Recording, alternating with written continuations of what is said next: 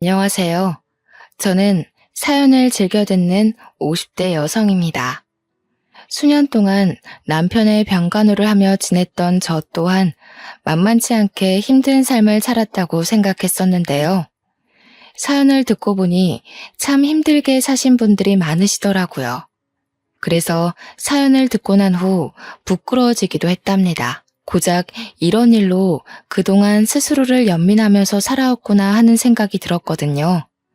이런 부끄러움에도 용기를 내어 사연을 보내게 된 것은 저와 같은 분들에게 위로가 될까 하는 마음 때문이에요. 솔직히 아무리 가까운 가족이라고 해도 자신의 생활을 포기하면서까지 병간호를 하는 것이 쉬운 일은 아니니까요. 내세울 만한 인생을 산 것은 아니지만 사연을 들으시는 분들에게 한 줌의 위로나 희망이 되면 좋겠네요. 그럼 지금부터 이야기를 시작하도록 하겠습니다. 아주 어릴 적부터 저의 집은 참 가난하게 살았어요. 부모님의 건강이 좋지 못한 탓이었죠. 부모님 두 분 중 한 분이라도 건강했다면 달동네는 벗어나지 못해도 먹는 걱정은 안 했을 텐데. 아쉽게도 저희 부모님은 선천적으로 건강이 좋지 못했는걸요. 아버지께서는 다리가 안 좋으신 까닭에 막노동조차 하지 못하셨고, 어머님께서는 폐가 약한 탓에 모든 일이던 조금만 움직여도 쉽게 지치셨죠. 어쩔 수 없이 집안 가장의 역할은 온전히 저의 것이 되었고요. 그래서였던 것 같아요. 고등학교를 졸업하고 바로 취업을 하게 된 것이 말이에요. 불행 중 다행히도 사정을 딱하게 생각하신 담임 선생님께서 믿을 만한 곳이라며 취업 추천서를 내주셨는데요. 선생님의 말씀처럼 회사 사람들은 하나같이 참 좋으신 분이더군요. 처음 시작하는 일에 실수를 해도 꾸중을 하거나 눈치를 주는 대신 다시 한번 일을 할 수 있도록 설명을 해주셨거든요. 회사분들의 배려 덕분에 제법 안정적인 회사 생활을 할 수 있었습니다. 그만두고 싶다는 생각도 전혀 하지 않으면서요. 그리고 회사에 많은 분들이 친절하셨지만 그 중에서도 제일 많은 호의를 베풀어 주신 것은 바로 위 직급인 사수분이셨죠.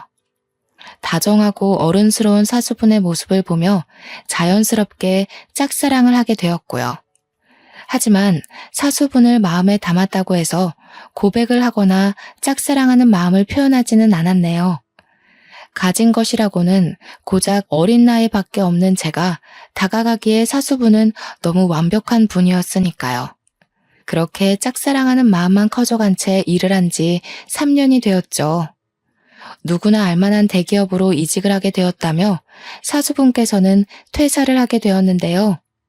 송별회가 벌어진 마지막 출근 날 사수분께서는 자신의 마음을 고백하셨어요. 깜짝 놀랄 수밖에 없었습니다. 비해 저는 너무 모자란 사람인걸요. 하지만 사수분을 놓치고 싶지 않다는 마음이 컸기에 마음이 가는 대로 행동하기로 결심을 했죠. 사수분의 고백을 받아들인 후 저희는 3년간의 연애를 시작했고 그 계기로 결혼까지 하게 되었답니다. 부모님께서는 남편을 참 마음에 들어 하셨어요. 그럴 수밖에 없었습니다. 솔직히 기초수급자 부모를 둔 가난한 집안의 딸내미가 대대로 공무원 집안인데다 대기업에 다니는 남편을 만난다는 게 쉬운 일은 아니잖아요. 그런데 결혼을 진심으로 기뻐하시는 부모님과 다르게 시어머니께서는 이 결혼이 마음에 들지 않는다는 듯 항상 인상을 쓰고 계셨어요. 스스로도 남편에 비해 한참 모자란 사람이라는 것을 알았기에 그저 묵묵히 고개를 숙일 뿐이었어요. 뼈대 있는 가문의 장남인 남편을 빈몸으로 홀랑 채갔으니 시어머니께서 기분이 좋지 않은 것은 어찌 보면 당연한 일이었으니까요. 그래서 한여름에 김장을 담는다던가 갑자기 새로 산 이불 빨래를 하라고 시키셔도 꿋꿋하게 따르게 되었네요. 그런데 한 가지 이해가 가지 않는 것이 있었어요. 시어머니와는 아무런 관련이 없는 도련님과 동서까지 저를 가정부 취급을 했거든요. 아마 대기업에 다니는 자신들과 다르게 한참 모자란 중소기업에 다니는 형수에게 사람 취급을 하기 싫었던 것이겠죠. 시댁 식구들에게 무시를 당할 때면 힘들긴 했지만 그래도 견딜 수 있었어요. 남편은 무시받으며 슬펐던 기분을 모두 잊을 만큼 잘해주었으니까요. 친정 부모님까지 살뜰하게 챙겨주는 남편만 있다면 모든 것들은 다 참을 수 있을 것 같았는걸요. 하지만 원래부터 복이 없는 집안에서 태어난 까닭인지 아니면 분에 넘치는 남편을 욕심내서인지 결혼한 지 4년 만에 하늘은 저희 부부에게 날벼락을 떨어뜨리더군요.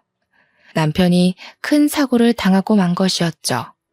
의사가 말하길 머리와 허리를 크게 다친 남편은 평생 깨어나지도 못하고 식물인간으로 살 수도 있다 했는데요.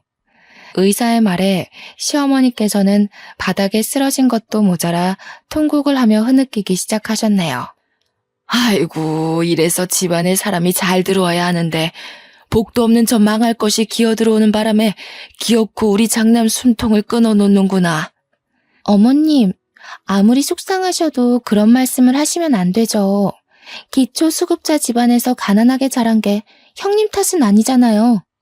큰 사고를 겪은 남편 때문에 마음이 힘든 와중에 모든 책임을 친정에게 전가하는 시어머니와 동서를 보자 심란한 마음이 가라앉기는커녕 더욱 혼란스러워졌죠. 그래서 아무 말도 안 한 채 시어머니 앞에서 가만히 있었던 거고요. 그런데 시어머니는 가만히 있는 것도 마음에 들지 않는지 대놓고 흉을 보기 시작했습니다. 저 피도 눈물도 없는 것 같으니라고. 지서방이 아파서 누워있다는데 어떻게 된 애가 눈물 한 방울 안 흘리고 가만히 서 있을 수가 있어? 너는 이 상황이 슬프지도 않나 보구나? 그런 게 아니라요. 그이가 갑자기 이렇게 됐다는 게 믿기지가 않아서요. 오냐? 나도 믿기지가 않는다. 어제까지만 해도 멀쩡하게 걸어서 제 발로 출근하던 아들이 교통사고로 식물인간이 될지도 모른다니 이게 다 삐쩍 고른 나무 마냥 복도 없는 네가 우리 집에 와서 생긴 일 아니냐? 너만 아니었어도 건강하던 우리 아들이 저렇게 병자 마냥 침대에 누워있을 일이라도 있었겠니? 죄송합니다, 어머님. 그이 깨어날 수 있도록 옆에서 열심히 노력할 테니 너무 걱정하지는 말아주세요. 염치가 있으면 응당 그래야지. 누구 때문에 우리 집 귀한 장남이 저리 크게 다쳤는데 시장 바닥에 굴러다니는 쓰레기 신세 되기 싫으면 하루라도 빨리 우리 아들 깨어날 수 있게 정성껏 간호해야 할 게다. 시어머니와 동서가 돌아가고 혼자 남아 산소호흡기를 꼽고 있는 남편을 보자 착잡함과 서글픔이 한꺼번에 몰려오더군요. 무거워진 마음은 이루 말할 수 없을 정도로 아파왔고요. 의학적인 지식이 있는 것도 아니고 그렇다고 남편이 빨리 나을 수 있도록 값비싼 돈을 내고 좋은 의료진을 개인적으로 모시고 올 수도 없는 상황에서 할 수 있는 것이라고는 기도와 정성 어린 병간호뿐이었어요. 다행히 이런 보잘것없는 상황에서 남편은 의식을 되찾아 주었죠. 참 고마운 일이었습니다. 그렇지만 진짜 힘든 일은 남편이 의식을 되찾은 후 시작되었네요.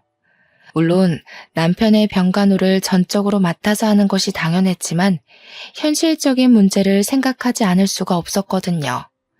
병간호를 위해 일을 그만둔다면 지금 당장은 남편의 회사에서 나온 퇴직금과 위로금과 보험금으로 그럭저럭 입에 풀칠을 할 수 있었지만 그 후의 일이 참 막막했죠. 그렇다고 남편의 병간호를 포기한 채 계속 일을 다닐 수도 없는 일이었어요. 하지만 힘든 일은 이뿐만이 아니었습니다. 다리를 크게 다친 아버지의 수술비까지 저의 지갑에서 나가야 했는걸요. 부모님께서는 얼마 전 생활비가 부족하다는 이유로 보험까지 해지하셨기에 수술비는 그 배로 들었습니다. 대출을 받을까 생각하기도 했지만 진짜 돈이 없을 미래를 생각하니 도저히 대출을 받을 수는 없었어요. 한참 동안 머리를 굴려보았지만 뾰족한 수는 떠오르지 않았고 하는 수 없이 시동생 부부에게 손을 벌리게 되었네요. 처음에는 시어머니에게 빌릴까도 생각해 보았지만 시어머니의 성격상 수술비를 빌려주기는커녕 불호령을 할 것이 뻔했기에 어쩔 수 없는 선택이었는걸요. 시동생이 비웃기는 할지언정 적어도 최대한 부탁을 하다 보면 돈을 빌려줄 것 같았거든요. 도련님, 이런 말씀 드리기 너무 염치 없다는 거 잘 알지만 돈 좀 빌려주실 수 있을까요? 당장 저희 아버지 다리 수술을 하셔야 하는데 돈이 없어서요. 형수님, 그렇게 안 봤는데 엄청 뻔뻔하시네요. 형님이랑 관련된 돈을 빌려달라는 것도 아니고 친정아버지 수술을 하는데 돈을 빌려달라뇨. 어른이면 자기 집안일은 스스로 해결할 줄 아셔야죠. 절대 안 됩니다. 도련님은 생각보다 더 단호하게 나왔어요. 아마도 시어머니의 입김이 적용한 듯 싶었습니다. 평소에도 시어머니께서는 시동생 부부를 앉혀두고 없는 집구석에서 살던 저에게 절대로 돈을 빌려주지 말라며 신신당부를 하셨거든요. 한평생 가난하게 살던 것은 꼭 뒤통수를 치고 배신을 한다면서요. 돈을 갚는 데는 시간이 조금 걸릴 수도 있지만 그래도 절대로 도련님 돈 들고 도망갈 일은 없으니 이번 한 번만 도와주셨으면 좋겠어요. 지금 보니 우리 형이 참 불쌍하네요. 침대에 누워있는 우리 형님은 형수님이 손아래 동생한테 돈이나 꾸러다니는 양심 없는 사람인 줄은 꿈에도 모를 거잖아요. 이럴 줄 알았으면 결혼한다고 난리 피웠을 때 어떻게 해서든 반대하는 거였는데. 아무튼 저는요, 형수님한테 10원 한 장 빌려줄 생각이 없으니까 다른 데서 친정아버지 수술비를 구하던 아니면 직접 친정아버지 다리를 붙여주던 알아서 하시고 이만 돌아가세요. 도련님 제발요. 저 도련님 아니면 돈 나올 것도 없어서 그래요. 제발 사람 한 명 살리는 셈 치고 도와주세요. 돈만 빌려주시면 시키시는 일은 무조건 다 할게요. 도련님은 생각보다 매정한 사람이었습니다. 아무리 애원을 해도 절대로 돈을 빌려줄 수 없다고 했죠.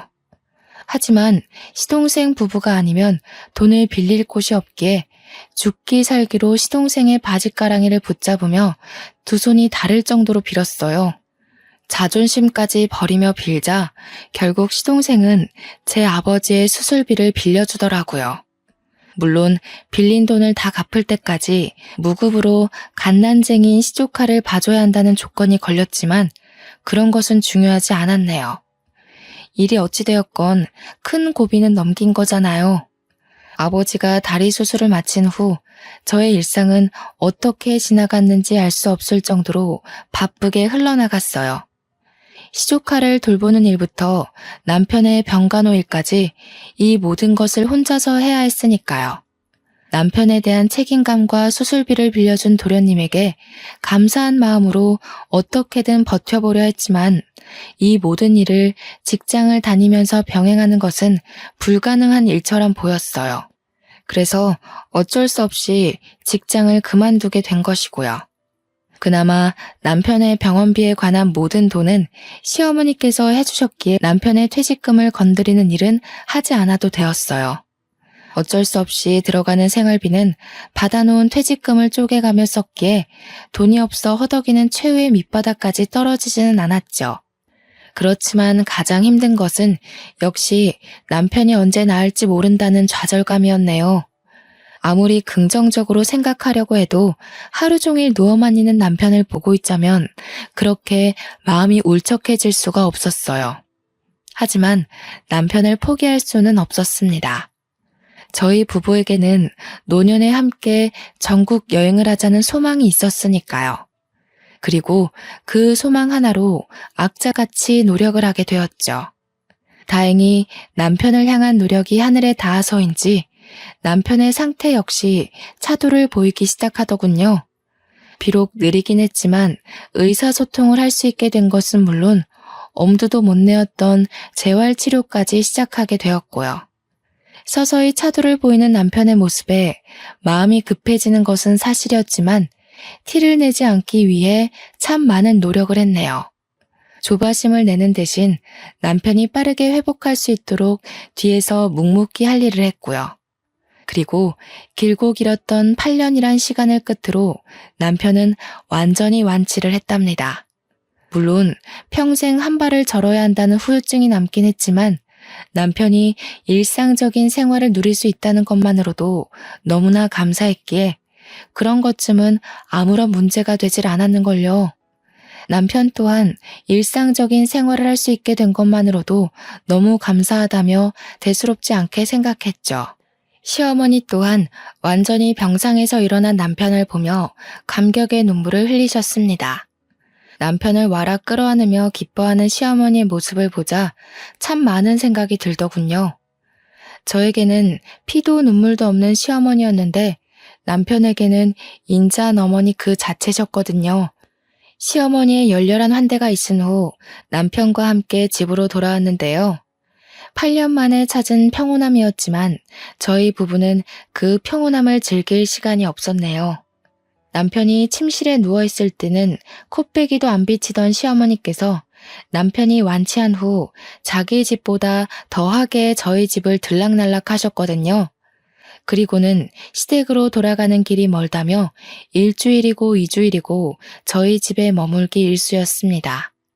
솔직히 불쑥불쑥 저희 집에 찾아오는 시어머니가 그렇게 달갑지만은 않았네요. 아무리 아들이 완치한 것이 기쁘다고 해도 결혼한 아들 집에 한 달씩 머무는 것은 말이 안 되는 거잖아요. 남편 또한 시어머니께서 시댁으로 돌아가지 않고 저희 집에 머무는 것이 불편했는지 참다 못해 먼저 이야기를 꺼냈죠. 어머니, 저희 집에 오시는 건 좋은데 그래도 여기서 지내신 지 벌써 2주일이 지났는데 집에 가보셔야 되지 않겠어요? 우리 아들이 이렇게 멀쩡해졌는데 애미가 옆에서 단단히 지키고 있어야지. 그리고 어디 여기가 남의 집이냐? 아들 집에 애미가 오는 건 당연한 일이지. 이 애미 걱정하지 말고 아범 너는 몸보신할 생각만 해라. 남편은 시어머니가 상처받지 않게 잘 돌려 말하려고 했지만 시어머니께서는 저희 집에서 한 발자국도 움직일 생각을 안 하셨어요. 시어머니가 계속해서 저희 집에 머물다 보니 보다 못한 남편은 시어머니에게 솔직하게 말을 할 수밖에 없었고요. 저도 어머니 계셔서 좋기는 한데 솔직히 너무 오랫동안 집에 계시니까 불편해서요. 물론 어머니랑 함께 있는 것도 너무 좋지만 이제는 저희 집사람이랑 단둘이서만 있고 싶어서요. 지금까지 저 사람 제 병간호하느라 곱고 예쁜 시절 다 보냈잖아요. 8년 동안 간호해준 은혜를 갚으려면 평생을 잘해도 모자라겠지만 지금이라도 저 사람이랑 단둘이 시간 보내면서 그동안 못했던 거 다 해주고 싶어요. 그러니까 어머니께서도 조금 이해해 주세요. 뭐야? 아범 너는 똥수발 드느라 고생한 마누라만 보이고 자식 걱정에 8년 동안 잠도 제대로 못 잔 이 애미는 걱정도 안 된다 이 말이냐? 도대체 저 몹쓸 것이 너한테 무슨 말을 했길래 이 애미를 내쫓으려고 하는 게야? 몹쓸 것이라뇨. 저 사람 어머니도 마다한 병수발 지금까지 싫은 기색 한 번 없이 다 들어준 고마운 사람이에요. 삐창나간 고무신 주제에 분에 넘치는 공무원 집안에 시집 왔으면 병수발 정도는 당연히 했어야지. 낳아주고 길러준 애미한테 대드는 것 보니 아범 네가 저 몹쓸 것한테 홀려도 단단히 홀린 게로구나. 아무래도 안 되겠다. 애미가 참하고 좋은 여자로 구해놨으니 당장 선부터 보고 저것하고 헤어져라. 몸도 건강해졌는데 언제까지 저 헌신짝 같은 것하고 살 수 없지 않니? 지금 저더러 재혼이라도 하라는 말씀이세요? 기가 막히게도 시어머니는 남편에게 재혼할 것을 권하셨습니다. 눈앞에 멀쩡히 살아있는 며느리가 있는데도 말이에요. 정말 어처구니가 없었어요. 그동안 남편의 병간호를 한 것이 무언가를 바라고 한 행동은 아니지만 그동안 제가 남편에게 쏟아부었던 모든 노력을 당연한 거라 취급하는 시어머니의 모습을 보자 온몸에 힘이 쭉 빠져나갔습니다. 남편이 아플 때는 다 늙어 혼자 살기 싫으면 병간호라도 똑바로 하라고 윽박 지르셨던 분이 정작 남편이 다 낫고 나니 얼굴을 싹 바꾸고 남편에게 재혼을 권하시다니요. 그건 지금까지 고생한 저에게 나가서 혼자 살라는 말이나 다름없는 거잖아요. 남편 또한 시어머니의 말이 기가 찬지 한참을 실성한 사람처럼 헛웃음만 뱉어냈어요. 그리고는 어머니에게 절대 재혼하지 않겠다고 단칼에 잘라 이야기를 했죠. 지금 저더러 저 때문에 고생만 한 저 사람 버리고 다른 여자랑 새 출발하라는 말씀이세요? 저 사람이요. 어머니한테는 단순히 어머니 대신 아들 병간호해준 며느리일 수도 있겠지만 저한테는 세상 둘도 없는 은인이자 마누라예요. 그러니까 앞으로 제 앞에서 재혼을 하니 마니 그런 말 하지도 마세요. 자꾸 재혼 들먹이면서 저 사람 괴롭히시면 어머니라고 할지라도 저 안 보고 살 거예요. 아범, 애미한테 어떻게 그런 심한 말을... 남편이 이렇게 강하게 나올 줄은 몰랐는지 시어머니 얼굴에는 당황한 표정이 역력했습니다. 당황한 것은 저도 마찬가지였어요. 소문난 효자였던 남편이 이렇게 강하게 나올 줄은 몰랐거든요. 남편과 한 차례 실랑이를 한 시어머니께서는 끝까지 시댁으로 돌아가지 않으려고 하셨지만 남편은 억지로 시어머니를 쫓아내다시피 저희 집에서 내보냈는데요. 남편의 행동이 과하다고 생각하기는 했지만 그래도 참 고맙더라고요. 결혼한 지 오랜 시간이 지났지만 아직도 처음처럼 사랑해준다는 것과 병간호하는 것이 얼마나 힘든지 모두 알아준 거잖아요. 시어머니가 가신 후 저희 부부는 둘만의 시간을 보내려고 노력했습니다. 단둘이 영화를 보거나 밤늦게까지 산책을 하면서요. 남들이 보기에는 다 늙은 나이에 무슨 주책이냐고 할 수도 있었겠지만 저희 부부에게는 더없이 행복한 시간들이었답니다. 결혼 초 남편이 안타까운 사고를 당하는 탓에 저희 부부에게는 신혼 초 즐겼어야 할 행복한 시간들이 없었으니까요. 하지만 행복한 시간을 보내는데 제일 중요한 것은 아무래도 경제적인 부분이 컸어요. 나날이 줄어가는 통장의 잔고를 보던 남편은 일단 돈을 벌어야겠다고 말을 했는데요. 다 낫기는 했지만 아직도 병원을 오가며 몸 상태를 보고 있는 남편에게 나가서 돈을 벌어 오라는 말을 하기가 좀 그렇더군요. 그래서 몸이 다 나을 때까지는 제가 나가서 돈을 벌겠다고 한 것이고요. 그런데 남편은 단칼에 그 의견을 잘라냈어요. 지금까지 고생시킨 것도 갚으려면 평생이 걸리는데 더 이상 자신 때문에 희생하지 말라면서요. 남편의 뜻은 너무나 확고했기에 어쩔 수 없이 남편의 뜻을 따를 수밖에 없었는데요. 호기롭게 일자리를 찾아 나서기는 했지만 8년의 공백기 탓인지 남편이 전공을 살려 취업을 할 수 있는 기회는 쉽사리 오지가 않았는걸요. 계속 낙방하는 현실에 남편은 어쩔 수 없이 경비원으로 취업할 수밖에 없었죠. 처음에는 많이 속상했어요. 사고 전 대기업을 다니며 누구보다 잘 나가던 남편이 음주운전을 한 누군가의 실수로 인해 잘 나가던 예전을 뒤로하고 아파트 경비원으로 일을 해야 했으니까요. 그리고 남편에게 찾아온 불행은 허영심 많고 잘난 척하기 좋아하는 시동생 부부에게는 아주 좋은 먹잇감이 되어버렸죠. 역시 인생사 세용지마라고 사람 인생 모르는 거야. 잘 나가기 둘째가라면 서러웠던 형이 나이 40에 고작 경비원 일을 하는 걸 보면 말이야. 어머, 당신도? 큰 사고 당하고 일상생활 하는 것만으로도 다행인 거지. 어디 큰일 겪은 사람이 전처럼 생활할 수 있나? 아무렴 하찮은 일을 해도 일하는 사람만 행복하면 됐지. 수사람이 왈가왈부할 필요가 뭐가 있다고. 안 그래 아주버님? 남편을 깎아내리는 시동생도 미웠지만 도와주는 척 남편을 헐뜯는 동서가 더 밉더군요.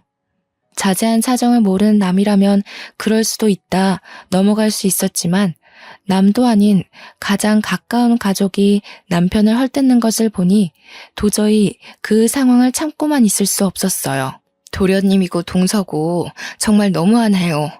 아무리 잘못한 게 있다고 해도 감싸주는 게 가족이라고 하는데 하물며 잘못한 것도 아닌 사고 당한 걸로 조롱을 하다니요. 전후 사정 모르는 남도 이렇게 막대하지는 않을 거라고요. 참나 어이가 없어서. 형 없다고 바닥에 엎어져서 돈 빌려달라고 싹싹 빌던 게 누군데 이제 형님 돌아왔다고 유세 떠는 거예요? 유세 떠는 게 아니라 당연히 할 말은 하는 거죠. 입장 바꿔서 도련님 자식이 큰 사고 당하고 남한테 조롱당한다고 생각해보세요. 절대 농담으로 못 받아들이실 거잖아요. 세상에 어디 그런 재수없는 소리를. 형수님, 아무리 그래도 할 말이 있고 못할 말이 있죠. 동서도 자기 자식 큰 사고 당한다는 소리 들으니까 기분 더럽지? 지금 내 기분이 딱 그래. 우리 남편이 뭐가 모자라서 동서 같은 사람한테 조롱을 당해야 하는데? 당신 괜히 상대하지 마. 못 배운 집안 사람들이 다 그렇지 뭐. 배운 거 없어서 경우 없고 예의 없고 더 상대했다가는 우리 입만 아프니까 그만 가자고. 형수한테 못 배운 거라니 너 지금 말 다 했어? 가만히 있던 남편은 못 배운 집안이라는 말에 발끈하며 도련님의 멱살을 잡아 올렸습니다. 경우 없는 집안이랑 살더니 형도 상놈 다 됐네. 하나밖에 없는 동생 멱살이나 잡아 올리고. 앞으로 이런 상놈의 집안이랑은 상종도 안 할 테니까 어디 한번 집안 도움 없이 잘 살아보라고. 나도 너 같은 자식은 동생으로 치고 싶지도 않으니까 앞으로 우리 집에 발길할 생각도 하지 마라. 시동생이 떠나가고 난 후 착잡한 기분이 무겁게 어깨를 짓눌렀어요. 만약 시동생이 하는 말을 한 귀로 듣고 한 귀로 흘려들었으면 남편과 시동생의 사이가 틀어지는 일은 없었을 테니까요. 괜히 작은 말다툼 때문에 형제의 사이를 갈라놓은 것 같아 가슴이 무거웠는데요. 남편은 오히려 막말이란 짓거리는 놈과 확실하게 절연을 하게 되어 좋다고 말해 주었어요. 그러면서 경우 없이 구는 혈육을 정리하고 평생 둘만을 위해 살 수 있게 되었으니 참 잘 되었다고 말을 해주었죠. 일이 어찌되었던 항상 편을 들어주려 노력하는 남편을 보며 이 사람과 결혼하길 참 잘했다는 생각을 하게 되었고요. 남편이 경비원으로 출근을 한 후 8년 만에 처음으로 혼자만의 시간을 가지게 되었는데요. 절대 일하지 말라는 남편의 충고에 혼자만의 여유를 즐겨보려고 노력했지만 그게 잘 안 되더군요. 그래서 가까운 마트에 계산원으로 일을 시작하게 되었어요. 물론 처음에는 남편의 거센 반대가 있었지만 혼자 있는 시간에 대한 불만을 토로하니 남편 또한 일하는 것을 허락해 주었고요. 남편은 일이 힘들면 언제 그만두어도 좋다고 말을 했지만 마트에서 일하는 것은 전혀 힘들지 않았습니다. 오히려 일을 하고 난 후 삶의 활력이 돌 정도로 좋았죠. 아나무인인 시동생 부부의 아이를 돌보는 것에 비하면 계산원으로서 하는 일은 너무나 쉬웠거든요. 짧게 일하는 마트 계산원 일은 큰 돈이 되지는 않았지만 남편에게 손을 벌리지 않고 부모님에게 용돈을 드릴 수 있다는 것이 참 기뻤습니다. 퇴근 시간이 1시간 일찍 끝나는 남편은 항상 집안 청소를 해주었는데요. 남편과 함께 평범하지만 소소한 행복을 누릴 수 있는 일상을 함께 할 수 있다는 것만으로도 참 감사했네요. 하지만 이런 행복은 그리 오래 가지 않았습니다. 남편에게 여자가 생겼기 때문이었죠. 처음에는 눈치를 채지 못했어요. 퇴근 시간이 3시간이나 늦어진 것도 갓 저녁을 먹지 않게 된 것도 모두 사정이 있어서라고 생각을 했거든요. 아무리 봐도 그쪽 남편 바람이 난 것 같아. 누가? 우리 남편이? 저 그럴 사람 아니니까 이상한 추측하지 말고 일이나 열심히 해. 참나, 등잔 밑이 어둡다더니 어두운 정도가 아니라 아주 까막눈이구만. 여기 직원들 사이에 소문 다 났어. 그쪽 남편 다방 커피집 여자랑 바람났다고. 뜬소문 믿기 좋아하는 동료 직원의 말을 무시하려고 했는데요. 동료 직원은 불쑥 핸드폰부터 내밀더군요. 동료 직원의 핸드폰에는 민망한 차림의 여자와 팔짱을 끼고 있는 남편의 모습이 찍혀 있었습니다. 눈을 비비고 다시 보아도 남편이 다른 여자와 팔짱을 끼고 있는 사진은 변함이 없었죠. 나도 처음에는 긴가민가 했는데 아무래도 맞는 것 같아서 먼저 사진부터 찍었지. 증거가 없으면 안 믿을 것 같아서. 너무 실망하지는 마. 원래 남자들이 다 그렇잖아.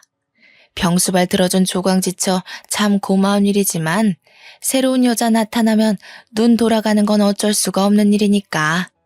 당장 가서 이혼한다는 소리부터 하지 말고 슬쩍 떠봐. 솔직히 까놓고 말해서 이 나이에 이혼하고 다른 남자랑 재혼을 할 수 있는 것도 아니고 다른 여자 손때 타긴 했어도 데리고 살던 남편 살살 달래서 데리고 사는 게 훨씬 낫지. 평소 푼수 같은 동료와 말을 섞는 것을 싫어했지만 이번만큼은 동료의 말처럼 하기로 했어요. 분명 바람을 피운 것이 잘못된 일이긴 하지만 남편만한 사람은 없었으니까요. 그래서 남편을 추궁하는 대신 솔직하게 말하고 관계를 정리하는 쪽으로 설득하기로 결심을 한 것이죠. 마침 남편은 집에 와 있었기에 심호흡을 한 뒤 외도하고 있다는 것을 알게 되었다고 솔직하게 털어놓았습니다. 남편이라면 당연히 자기의 잘못을 인정하고 그 여자와 관계를 정리할 거라 믿어 의심치 않았고요. 그런데 남편은 순순히 외도의 사실을 인정하며 대뜸 이혼장을 꺼내오더군요. 깜짝 놀랄 수밖에 없었네요. 가족과 손절을 하면서까지 결혼을 유지하려던 남편이 고작 만난 지 얼마 되지 않은 여자 때문에 이혼장을 요구하다니요. 다른 여자 만나는 거 알았다고 하니 솔직하게 말할게. 그 여자랑 잘해보고 싶어. 당신 어떻게 날 두고 만난 지 고작 한 달도 안 된 여자 때문에 이혼하자는 소리를 할 수가 있어? 내가 그동안 당신한테 어떻게 했는데 당신도 나한테 그랬잖아. 나한테 받은 은혜가 너무 커서 죽을 때까지 잘해줘도 다 못 갚을 것 같다고. 근데 갑자기 이러는 법이 어딨어. 미안해. 근데 내 마음이 그런 걸 어쩌겠어. 사실 동생이랑 의절하다시피 인연 끊고 살 때부터 당신이랑 사는 거 그냥 의무감같이 느껴져서 지루하고 따분했어. 그때 처음으로 다방에 가서 그 여자 만나게 된 거고. 내가 죽을 놈인 건 알지만 이런 내 마음 이해해줬으면 해. 8년 동안 엉덩이에 진물이 나도록 침대에 누워 있었는데 늦었지만 지금이라도 죽을 때 후회 없이 내가 하고 싶은 대로 다 하면서 살고 싶어. 누구 마음대로 이혼을 해. 나는 절대 안 해줄 거야. 정말 미안해. 몇 푼 되지는 않지만 이 집이랑 내 통장에 있는 돈까지 다 당신한테 줄게. 새로 만난 여자 때문에 자신의 모든 재산까지 포기하면서 이혼을 선택하다니요. 서로를 바라보며 행복해하던 시절이 무색할 만큼 변한 남편을 보니 사고 소식을 듣고 달려갔을 때와는 비교도 할 수 없을 정도의 충격과 슬픔이 밀려왔는 걸요. 이혼 통보를 한 남편은 할 일이 다 끝났다는 듯이 방으로 가 여행 가방을 끌고 나와 집을 나가려고 했습니다. 당신 정말 왜 이래? 당신도 다른 여자랑 바람난 나랑 같이 있기 싫을 거 아니야. 어차피 이혼하고 나면 서로 떨어져서 살아야 할 텐데 먼저 나가는 편이 나을 것 같아서. 잡아보려고 했었지만 남편은 참 야속하게도 집을 나갔습니다. 남편이 집을 나간 후 갑작스럽게 닥친 변화는 저를 너무 힘들게 했어요. 어떻게든 이겨내고 다시 남편을 잡아보려고 했지만 그마저도 쉽지 않았고요. 남편의 병실에 누워있을 때와는 비교도 할 수 없을 만큼의 큰 시련이 닥쳐온 것이라는 느낌이 들었거든요. 힘들어하는 저에게 친정 부모님께서는 이미 변해버린 사람 마음을 돌리는 것은 불가능하다며 그만 이혼하라고 말을 했는데요. 머리로는 알고 있었지만 그래도 여전히 포기가 되지 않았어요. 그래서 시어머니에게 온갖 모진 말을 들을 것을 각오하고 시댁을 방문하게 되었고요. 누구보다 품위를 중요하게 생각하시는 시어머니에게 다른 남자들에게 커피나 타주는 며느리보다는 가난한 집안의 며느리가 더 나을 테니까요. 두 눈을 질끈 감고 시댁의 초인종을 눌렀는데요. 어찌된 영문인지 시어머니께서는 모진 말을 하기는커녕 버선발로 뛰어나오며 저를 반겨주었어요. 눈물까지 흘리면서 말이에요. 아이고, 아가 잘 왔다. 우리 아들이라면 죽고 못 살았던 네가 이 중요한 순간에 이혼이라니. 그게 웬 말이니? 이렇게 먼저 찾아와주고 참 고맙구나. 제가 그이한테 먼저 이혼을 하자고 했다고요? 그게 무슨 말씀이세요? 아유, 일이 어찌되었던 끝까지 우리 집 식구로 남겠다니 고마워 눈물이 다 나는구나. 일단 병원부터 가자꾸나. 시어머니께서는 제대로 된 해명을 해주기는커녕 제 손을 잡고 택시에 올라타셨습니다. 그러고는 남편이 8년 동안 통원 치료를 했던 병원으로 향했죠.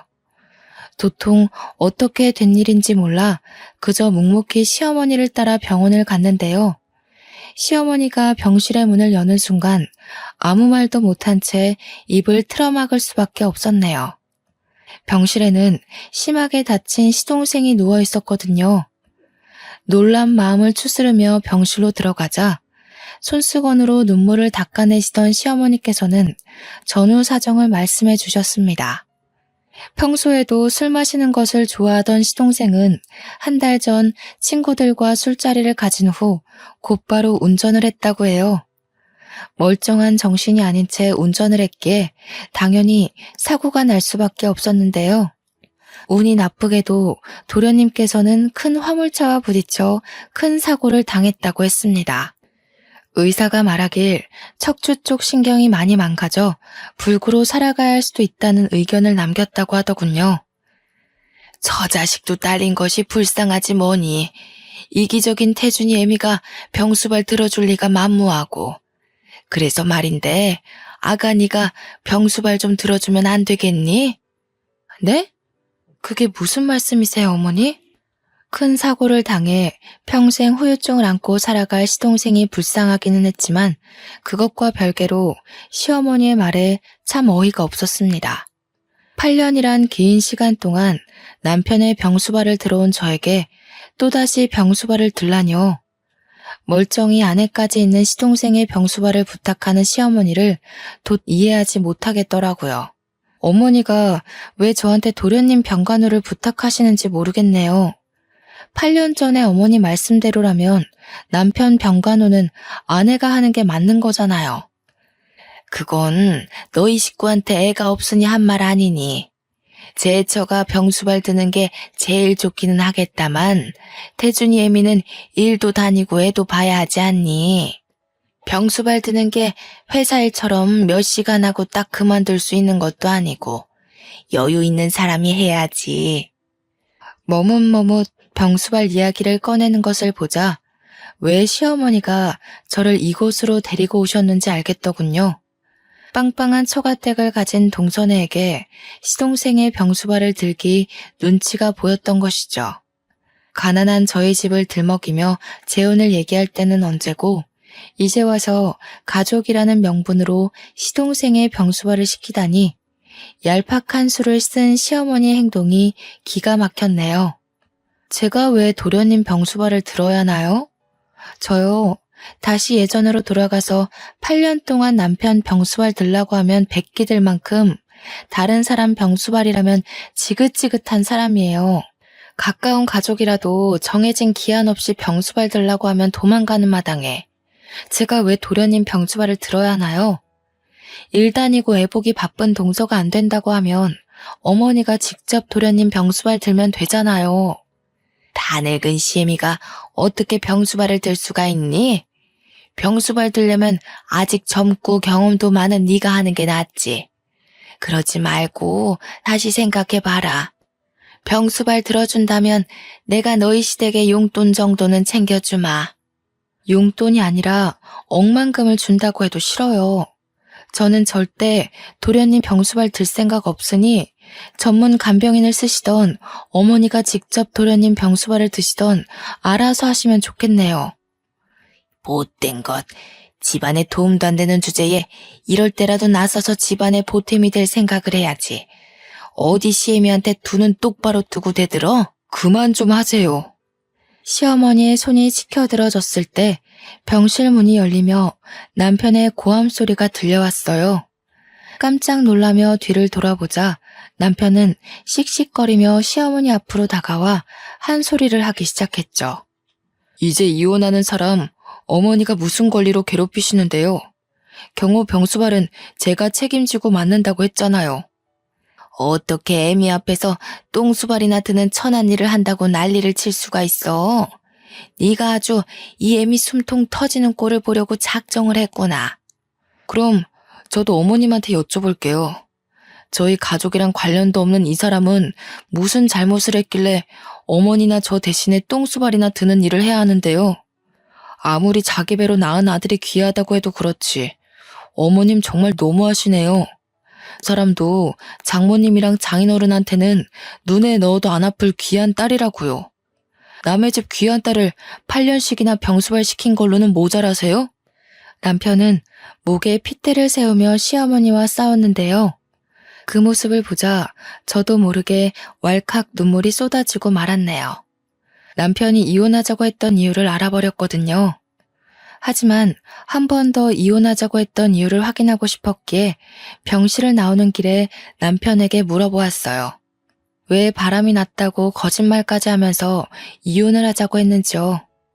예상한 대로 남편은 저를 고생시키기 싫어서 일부러 바람이 난 것처럼 꾸미고 이혼을 하자고 했던 것이더군요.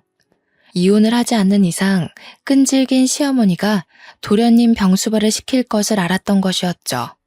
당신이랑 헤어질 바에는 차라리 도련님 병수발을 들면서 사는 게 낫지. 도련님 병수발 들 테니까 우리 이혼하지 말자.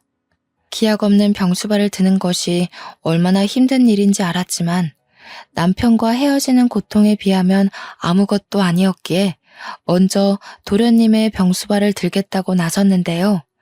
남편은 그 말에 펄쩍 뛰며 절대적으로 반대를 했습니다. 말도 안 되는 소리 하지 마. 당신 나 병수발 든 거 한두 해도 아니고 자그마치 8년이야. 꽃다운 날 다 보내고 이렇게 살게 한 것도 미안한데 여기서 더 당신을 고생시키라고? 차라리 이혼하고 나 혼자 고생하면 했지 절대로 그렇게 못해. 나한테는 도련님 병수발 하는 것보다 당신이랑 헤어지고 혼자 사는 게 더 고통스러워. 당신 혼자 도련님 병수발 때문에 고생시키고 나 혼자 몸뚱이 편하게 있는다고 어디 행복할 것 같아? 오히려 고생하는 당신 생각나서 더 고통스러울걸? 당신 마음 충분히 알았으니까 너무 혼자 감내하려고 하지 말고 같이 하자. 힘든 일 있을 때 서로 위안되자고 있는 게 부부인 거잖아. 나 당신 없으면 못 살아. 나같이 못난 놈한테 목매지 말고 새로운 남자 만나 새 출발하고 행복하게 살아. 괜히 몸고생 마음고생 하지 말고. 어떻게 해서든 설득하려고 했지만 남편의 뜻은 너무나 완고했습니다. 도저히 꺾지 못할 정도로요.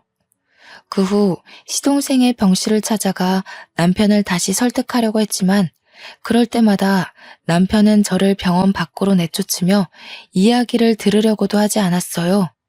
그래서 하는 수 없이 밤마다 간절하게 빌게 되었죠. 남편과 이혼하지 않고 예전같이 잘 지낼 수 있는 기적이 일어나게 해달라고요. 바보 같은 생각인 것은 알았지만 다른 선택지는 없었어요. 남편은 아무리 설득을 해도 넘어오지 않았거든요. 그리고 간절한 진심은 기적을 가지고 온다는 말처럼 저의 기도는 이루어지고 말았네요. 출근을 하는 남편을 대신해 전적으로 시동생의 병수발을 들던 시어머니께서 먼저 백기를 들고 시동생을 시설로 보내게 된 것이었습니다. 아무리 자식이라고 해도 자신의 생활까지 포기하면서 시동생의 병수발을 들 자신이 없었던 것이었죠. 시동생이 시설로 들어간 후 저희 부부는 예전 같은 생활을 할 수 있게 되었는데요. 시어머니가 얼마나 행패를 부릴 수 있는지 자신의 두 눈으로 확인을 했기 때문인지 남편은 절대적으로 시어머니와의 거리를 유지하더군요. 참 감사한 일이었어요. 아무리 아내와 갈등이 있다고 해도 자신을 낳아준 부모님과 거리를 유지한다는 것이 결코 쉬운 일은 아니잖아요. 8년 동안 남편의 병수발을 들었다는 이야기를 들으면 다들 깜짝 놀라며 대단하다고 하는데요. 그럴 때마다 저는 손사래를 치며 남편에게 받은 사랑을 그대로 갚아준 것뿐이라고 답하곤 해요. 항상 사랑으로 감싸주고 배려해주는 남편을 만나지 못했다면 지금까지도 불행하다는 생각에 사로잡혀 우울하게 살아갔을 테니까요. 사연을 시청해주시는 분들 중에서도 가까운 가족의 병수발로 인해 힘들어하는 분들이 꽤 계실 텐데요. 그런 분들에게 절대로 무너지지 말고 힘내라는 말씀을 해드리고 싶네요. 무너지지 않고 포기하지 않는다면 가족을 사랑하는 소중한 마음과 정성은 언제나 기적을 일으키기 마련이니까요. 그럼 지금까지 사연을 시청해주신 모든 분들이 건강하길 바라며 이만 이야기를 끝내도록 할게요. 사연을 시청해주신 모든 분들께 진심으로 감사드립니다.